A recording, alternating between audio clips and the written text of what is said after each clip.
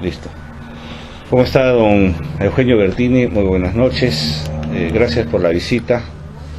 Tengo un encargo especial de escucharlo a usted en relación con el tema del Canal 4 de televisión y la forma como habría llegado al Indecopi, qué participaciones han tenido algunos personajes importantes, tanto de la política como de los diarios, como La República y El Comercio, y cuál habría sido su participación en todo este contexto, o qué sabe o qué conoce usted de este tema. Nos acompaña también el doctor Guillermo Málaga, que es su abogado defensor, para darle la garantía del caso a esta declaración, y le pregunto si usted está dispuesto a aceptar que se grabe su conversación que vamos a tener a fin de no perjudicar su declaración y no poner en riesgo cualquier situación jurídica que a usted le ampara en el secreto de las comunicaciones. Por lo tanto, le vuelvo a preguntar si está usted de acuerdo de que grabemos la conversación voluntariamente y sin ningún tipo de presiones. Sí. Buenas tardes. En primer lugar, gracias por darme la oportunidad de explicar un poco mi punto de vista sobre este caso. Y sí estoy de acuerdo, porque acá vamos a tratar de esclarecer los hechos con la verdad absoluta, ¿no? Ya, don Eugenio, nosotros hemos hecho un trabajo de investigación de hace aproximadamente 5 años sobre el tema del Canal 4, y lo primero que hemos encontrado en los expedientes del Indecopi es que este proceso concursal del Canal 4 se origina a partir de la emisión de un pagaré por Banco Vice Sudameris el 4 de julio del año 2001. Posteriormente, este pagaré no se habría pagado en el tiempo y oportunidad que decía, cuyo vencimiento era el 30 de julio del 2001, y esto generó obviamente que un funcionario del banco, que es un señor Santamaría, lo conduzca al Canal 4 hacia un procedimiento concursal en el Indecopi. Básicamente sobre esto le quiero hacer alguna pregunta, si usted tenía conocimiento, o si a usted le informaron de esta situación, se encontraba usted en el país, dónde se encontraba, o no conocía cómo funcionaba el banco en este aspecto. Bueno, el banco estaba dividido en dos, un banco bueno y un banco malo. El banco bueno, bajo mi responsabilidad absoluta, en realidad todo el banco bajo mi responsabilidad, pero sobre todo la parte del banco bueno, para tratar de llevar adelante la fusión de manera exitosa en un banco muy aproblemado como era el Banco Vice, limitado. Este banco tenía una cartera muy mala de clientes, muchos de los cuales pasaron a formar parte de fideicomisos, resultaron como parte de la transacción original de fusión, o para mejorar y aliviar la presentación del balance del banco con la espera de recuperar lo que se podía de los créditos malos. Entre estos créditos malos estaba el de Canal 4. El Canal 4 era una entidad muy aproblemada, tenía deudas muy significativas, muy por encima de sus posibilidades de pago, en función a lo que era como, o representaba como volumen de negocios. Con el banco tenía creencias que fluctuaban alrededor de los 18 millones de dólares. Hemos tenido durante un tiempo la intención de mantener el canal vigente y consolidar garantías. El primer contacto que tuve yo con el canal fue justo pocos meses antes de que yo ingrese como gerente general del Banco Vice Sudameris, en una reunión donde conocí al señor José Francisco Cruciati, donde se me planteó la posibilidad de apoyar al canal. Este apoyo obviamente escapaba a mis posibilidades, en primer lugar porque yo no era ni funcionario del Banco Vice Limitado, y en segundo lugar porque desconocía la operación, porque no eran clientes míos. Sin embargo, derivé a esta gente con funcionarios del Banco Vice Limitado para ver qué se podía hacer en el esquema de reestructurar las deudas del canal. En este proceso de reestructuración nosotros tratábamos de consolidar la posición de cobertura del banco en términos de garantías y ver en qué tiempos, después de análisis por parte de los funcionarios responsables, el canal estaba en condiciones o no de cumplir con sus compromisos. Durante este interín yo he tenido visitas de algunos funcionarios del canal en los cuales me solicitaban apoyo de capital de trabajo, y la única forma como hemos podido darles capital de trabajo mientras se pensaba en una reestructuración total de la obligación era a través del tomar contratos y obligaciones o letras de clientes de primera orden, ¿no? Como Coca-Cola o algún cliente corporativo importante que nos permitía darles recursos para que puedan seguir operando. Y así se ha ido manejando esta operación, básicamente en manos de los funcionarios responsables. En este caso teníamos un señor Oscar Furuya, que era el gerente responsable de la cuenta del canal, junto con un funcionario que se llamaba Herbert Ricketts, y ellos tenían su esquema de contacto directo como con cualquier otro cliente, solo que en este caso no era un cliente normal, era un cliente en situación complicada.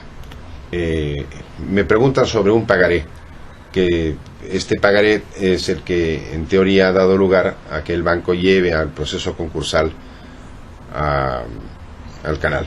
A mí me sorprende que una empresa que tiene 18 millones de dólares de deuda prácticamente impaga genere un pagaré de $200,000 o 200 y pico mil dólares, según tengo entendido, para poderlo llevar a un proceso concursal. Por supuesto, no conocía esta situación, ni la mecánica, ni la operativa, ni mucho menos. Es más, cuando se ha llevado al canal un determinado mes del año, no sé en qué mes, creo que ha sido hacia fines de año. Fines de año, sí, más o menos ha sido en noviembre. Noviembre o algo así. Yo no me encontraba ni siquiera en el país. Estaba ausente en mi visita anual a la Casa Central en París, donde presentábamos los presupuestos, y a mi regreso se me informó que el canal había sido llevado al proceso concursal con la intención de salvaguardar las acreencias del banco, pues se insistía que el canal podía ser la licencia del canal, que era en todo caso lo que tenía valor, ser tomada por el gobierno de ese entonces, y obviamente el valor de las acreencias pasaba a ser cero, y que con esto se salvaguardaba el interés de los acreedores, en este caso el nuestro, que era lo que nos interesaba, e incluso el interés de las accionistas del banco, del canal en ese caso, señoras o hermanas Crucillat. Lo tomé como algo válido una vez que se hizo. La mecánica, cómo se hizo, o quiénes participaron en detalle en la operación, no han sido de mi conocimiento. Ya, usted recordará si en algún momento antes de ir el banco con el Canal 4 del procedimiento concursal, lo visitó a usted en algún momento un señor Díaz Sandoval, que veía las cuentas del canal, así como un abogado Bellido, sí, el apellido Bellido? Sí, hablaron conmigo. El señor Díaz, no lo recuerdo él físicamente, me suena el apellido, y el señor Bellido. Bellido venía como representante de la familia a negociar el apoyo del canal, del banco hacia el canal, para que se mantengan en operación. Bueno, una vez que ya están en el procedimiento concursal, se publica en el diario El Peruano el día 3 de diciembre la insolvencia del canal, y asume la responsabilidad la comisión delegada de la Cámara de Comercio, que estaba acreditada como comisión delegada para procedimientos concursales del Indecopi. A continuación de eso, en los expedientes del Indecopi hemos encontrado un contrato preparatorio de cesión de derechos y acreencias que está firmada por usted, y está firmada también por el señor Mome Seminario y el señor Acebo, por la República, entre otros. Entonces, este contrato, ¿cómo se firmó? ¿Por qué se firmó? ¿Se ejecutó durante su gestión? ¿O qué significaba este contrato? No, durante mi gestión en el banco, como gerente del banco, yo he recibido algunas visitas de gente interesada en comprar nuestra creencia. Puedo mencionarle algunos de ellos. Fue el señor Nicanor González, fue el señor Salomón Lerner Guitis, fue el señor Manuel Romero Caro, fue el señor Brani Zavala, titular de radios, y algún otro más que no recuerdo, y obviamente Mome Seminario. Algunos preguntaban si el banco tenía interés en salir de la creencia, y nosotros dijimos por supuesto, porque a simple vista la posibilidad de recuperar el total de la creencia era prácticamente imposible, porque el canal estaba técnicamente quebrado.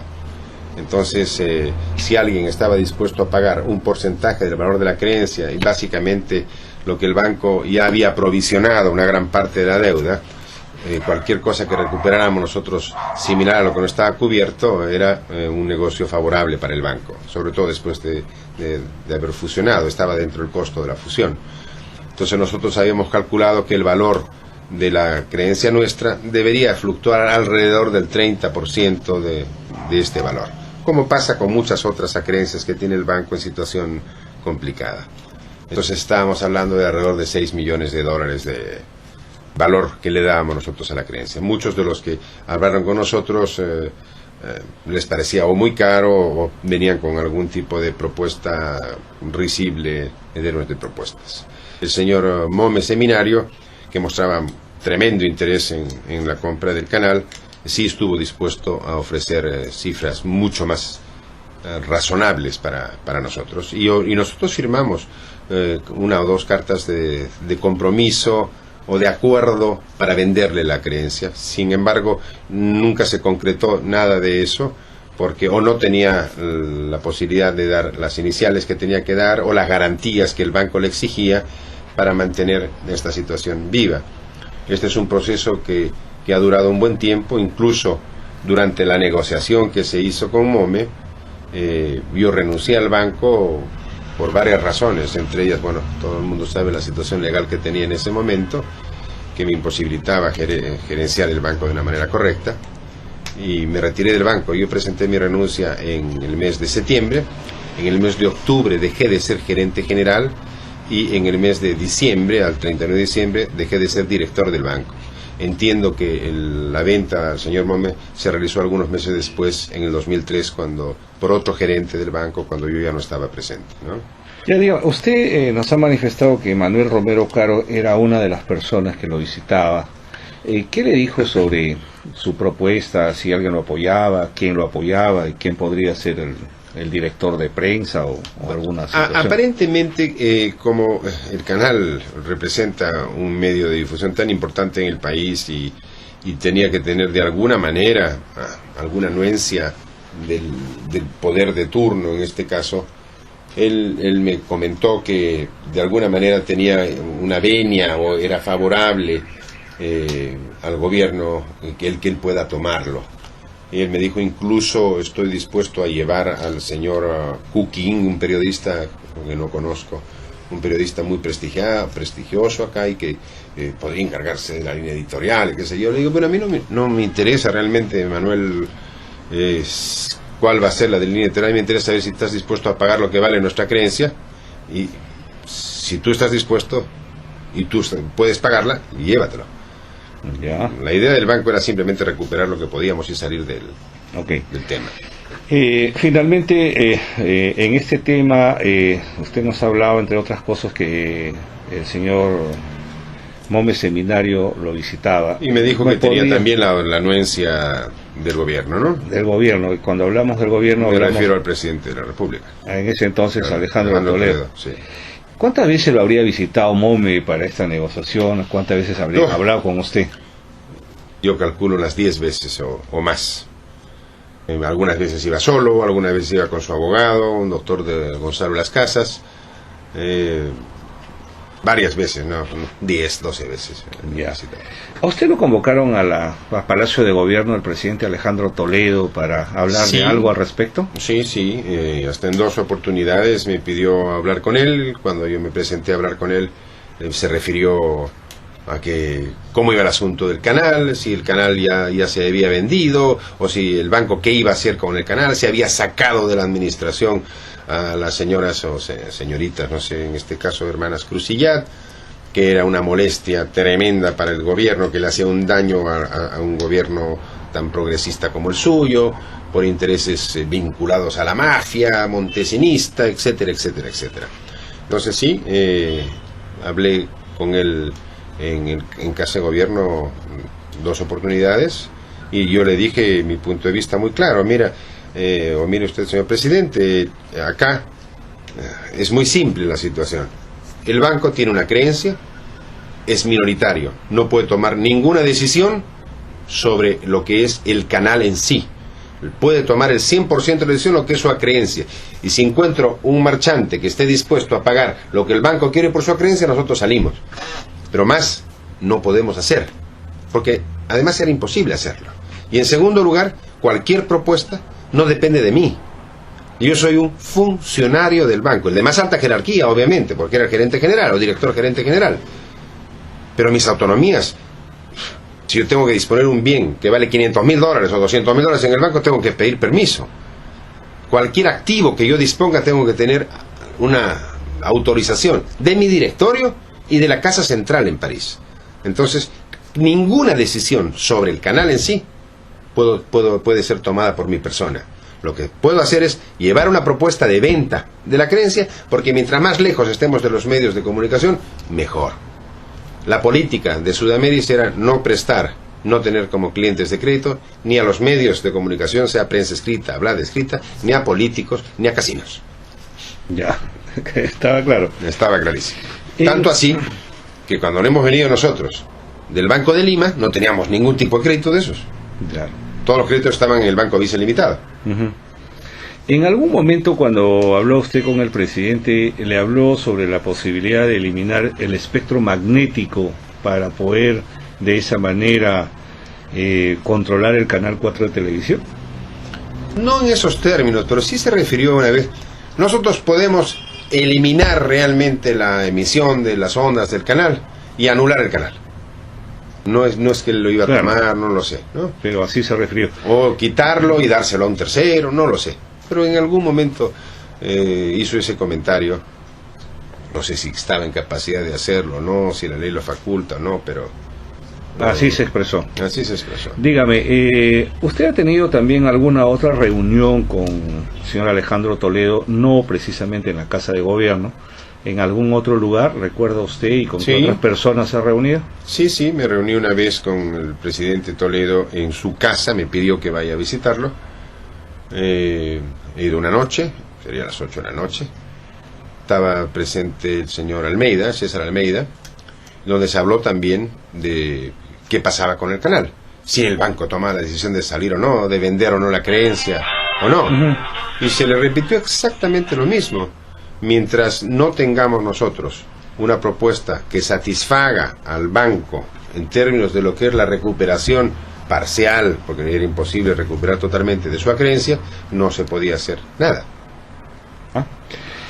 En el banco trabajaba la señora Eliam Carp de Toledo. ¿En qué área trabajaba y con qué funcionario del banco estaba vinculado? La señora Eliam Carp llegó a trabajar al banco cuando éramos Banco de Lima, Sudamérica, no Banco Vice. Me parece el año 97. Estoy muy seguro, 97, comienzo 98, pero era 97. Ella venía con muy buenos títulos de recomendación, había trabajado en el Banco Europeo de Desarrollo, etcétera. Y tenía una especialidad en proyectos agrícolas. Entonces se le contrató, no solo porque tenía ese currículum interesante, sino también porque tenía facilidades de comunicación con nuestra casa matriz por su idioma nativo, francés, etcétera, y pasó a depender de la gerencia de Banca Inversión del señor Jean-François Patara. Dígame, usted nos ha manifestado que se fue en alguna oportunidad a una reunión para resolver el tema de el Banco Vice, y cuando usted no tenía ninguna posibilidad porque no pertenecía todavía, no se había fusionado con el Banco de Lima. Cuando usted estuvo en esa reunión, y hablo específicamente en el Servicio de Inteligencia Nacional, ¿encontró en alguna oportunidad también en ese lugar a la señora Eliam Carp? No. ¿En el Servicio de Inteligencia? No. No estuvo ahí. No, nunca. Ok. Vamos a pasar a otro tema que a nosotros nos interesa fundamentalmente en este caso. Cuando ya se hizo la negociación, usted manifestó que ya no se encontraba y que había renunciado. ¿Y quién fue el gerente que se quedó para continuar con las negociaciones? ¿O a quién lo relevó a usted en la gerencia? El señor de Villemandi, un francés que vino de la casa matriz, Patrick de Villemandi. ¿Sería él la persona que habría culminado o alguna otra persona en particular? Bueno, yo supongo que él como gerente, él tomó la gerencia general desde octubre, al momento de realizar una operación debe haberla autorizado finalmente, pero supongo que la operación ya estaba en gestación desde mi gestión, en manos de los funcionarios que deben haber ultimado todos los detalles. Los funcionarios de Banca Inversión, básicamente, ¿no? El señor Rómulo La Vega, el señor Orquelazo, dependientes del señor Patarán, ¿no? Ellos dependían directamente de Patarán. Sí. Muy bien. Ya cuando han estado en el Indecopi, ustedes como fueron la primera entidad con el crédito mayor, que creo que tenía un 18.5% de acreencias, de acuerdo al procedimiento en la Cámara de Comercio, asumen provisionalmente la presidencia. Sí. Así aparece en los documentos, y ahí está representando originalmente al banco un señor Santa María Costa. Sí.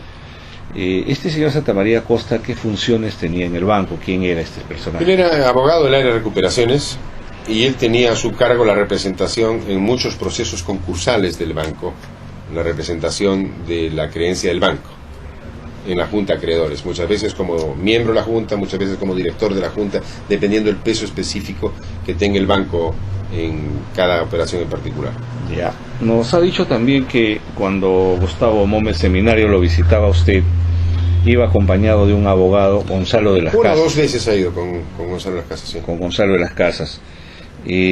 ¿Sabía usted que Gonzalo de las Casas era un abogado asociado al estudio Benítez, Ugaz, Forno? Sí, porque Gonzalo de las Casas era un abogado experto en procesos concursales. Ya. El banco algunas veces había tenido contacto con el Banco Vice, sobre todo, sobre temas de Cider Perú o de otras empresas muy importantes, ¿no? Uh-huh. Sí. Cuando se produce ya el procedimiento concursal y cuando ya estamos en el Indecopi, en la Cámara de Comercio, le voy a preguntar sobre algunos elementos adicionales. ¿Usted para el año 2001 tenía algún proceso judicial en giro? ¿Qué juez estaba a cargo? ¿Qué jueces estaban Sí, a cargo? a mí se me había denunciado por encubrimiento real y por alguna cosa de ese estilo, falsedad genérica me parece. Después se me llevó a un juicio por encubrimiento real por las cuentas que tenía en Montesinos en el Banco Vice Limitado, y que después pasaron a ser cuentas nuestras, y por una visita que tuve yo en las oficinas del SIN, donde precisamente se me presentó al señor José Francisco Crucellat para ver qué se podía hacer con sus obligaciones. A raíz de todo esto y la conversación que tuve yo con él, se me abrió un proceso indicándome como si yo fuera el banquero de Montesinos. Una barbaridad, porque las cuentas de Montesinos estaban en el banco 4 años antes de que yo llegue al banco, y las cuentas fuertes de Montesinos que estaban en Suiza o en Caimán se habían abierto antes de que yo tenga primer contacto con este señor. Uh-huh. A nivel del banco, ¿no? Pero bueno, se me abrió un juicio, me denunció el procurador, en ese entonces Ugaz, ante el juez Loli Bonilla. Después este juicio, por alguna razón, lo pasaron a la jueza Sara Maita, donde me acusaron y se me abrió un juicio que estuvo a cargo de la sala penal del caso, donde estaba un doctor Barandiarán, una doctora que ahora es embajadora, ¿cómo se llama? Zavala, y alguien más que no recuerdo, y donde no encontraron ningún delito en mi actuación, pero eso después de 4 años y medio de penuria, ¿no? Y el hostigamiento, donde se me amenazó con meterme preso mientras duraba el proceso, donde se pidió por parte de la Procuraduría insistentemente meterme preso, donde se me prohibió la salida del país y la denegatoria de todos los permisos que yo pedía para ir a mis directorios, sea a Mastercard Internacional en los Estados Unidos, sea a París para representar al banco, sea a Colombia, donde era director del Banco Sudamérica en Colombia, etcétera, lo cual motivó que tenga que renunciar al cabo de un tiempo a todos mis directorios y después al banco. En algún momento, cuando usted se reúne con el presidente Alejandro Toledo, el presidente le preguntó si usted tenía algún proceso judicial. No, sí, me preguntó, ¿cómo están tus juicios? Mal, le dije yo, ¿cómo van a estar? Si tengo acosos por todas partes, si nadie quiere escucharme. ¿Cree usted o considera usted que parte de esta intervención del presidente Toledo y la intervención del señor Ugaz y de Vargas Valdivia para pedir insistentemente su detención, para que no le otorguen los permisos correspondientes cuando usted tenía la libertad de hacerlo y viajar y venir, Pero haya sido parte de esta situación para que usted afloje, permita o entregue la creencia al señor Mohamed Seminario? viéndolo en retrospectiva podría decir que sí. En ese momento ni lo pensé ni lo soñé. No se me cruzaba por la cabeza una cosa. Sí. Sin embargo, es importante resaltar que yo soy extranjero, ¿no es cierto? Tengo nacionalidad italiana. Claro. Cuando se me abrió la denuncia, el proceso, yo estaba en el extranjero. O sea, yo podría haberme quedado afuera en Italia y me olvido del problema. Pero vine aquí a afrontar. Pese a eso, cuando tenía que salir a hacer mis gestiones de trabajo, la denegatoria por parte de la Procuraduría o por parte de la jueza en ese entonces y después de la sala, cuando nunca me dejaron salir, no la entendía. Ahí había una mano de alguien que tenía que decir, ajusten, ¿no? En ese proceso, cuando le abren a usted, inicialmente le abren con mandato de detención No. o con comparecencia. No, me abren con comparecencia. Ya. Y la Procuraduría pide mandato de detención. Ah, correcto. Y tuvimos que llegar hasta la sala. Ya. Y es más, gracias a que en el interín, mientras se llega a la sala, yo había dado la instrucción al banco Vicebank de Caimán, banco que controlábamos, era nuestra subsidiaria, de bloquear todos los depósitos que pudieran tener los miembros vinculados a esta organización.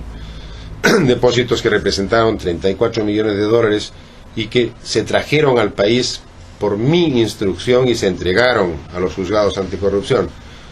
Pese a que el señor Ugaz salió con el señor Oliver esa noche a decir que habían ellos repatriado dinero de la corrupción, aparentemente esa misma gestión motivó que la sala de la jueza Villa Bonilla no haga caso al pedido de Ugaz. Que diga, no, acá hay una colaboración real y efectiva y no hay ningún entorpecimiento para la operación, entonces que siga el proceso con mandato de comparecencia, pero sin posibilidades de salir. Con impedimento de salir del país. Sí, y no hacían caso a los pedidos que tenía que hacer para ir a mis directorios. O sea que usted fue limitado en su labor como funcionario de alto nivel y le causó un gravísimo daño. Bueno, tuve que renunciar a todo eso, ¿no? Claro. Muy bien, don Eugenio Bertini, le agradecemos por su declaración voluntaria. Nosotros vamos a poner en conocimiento de esta grabación al Ministerio Público en su oportunidad. Contamos con la garantía del doctor Guillermo Málaga, a quien le pregunto si es verdad que ha estado presente en esta reunión y que su patrocinado voluntariamente ha prestado esta declaración. Buenas noches.